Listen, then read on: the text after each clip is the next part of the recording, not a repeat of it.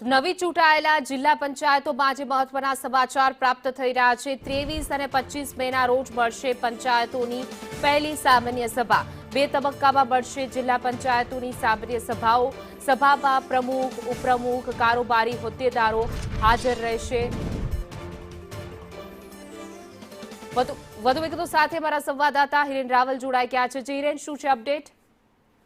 નવી 34 જિલ્લા પંચાયતોની સામાન્ય ચૂંટણીઓ પછી જિલ્લા પંચાયતોના પ્રમુખ, ઉપપ્રમુખ અને કારોબારી સભ્યોની વરણી માટે પહેલી સામાન્ય સભા મળવી આવશ્યક છે અને પહેલી સામાન્ય સભાથી જ જે તે જિલ્લા પંચાયતની ટર્મની ગણતરી પણ શરૂઆત થતી હોય છે।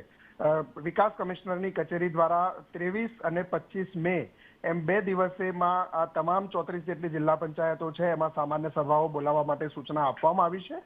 આ બંને દિવસોમાંથી કોઈ પણ એક દિવસમાં પોતાની સામાન્ય સભા જે તે જિલ્લાઓમાં જિલ્લા વિકાસ અધિકારીની અધ્યક્ષતામાં અને જે નવા ચૂંટાયેલા સભ્યો છે એ તમામ સભ્યોની હાજરીમાં નવા પ્રમુખ અને ઉપપ્રમુખ અને કારોબારી સમિતિના હોદ્દેદારો છે એમની ચૂંટણી અને વરણી પ્રક્રિયા છે એ આ પહેલી સામાન્ય સભામાં કરવાની રહેશે।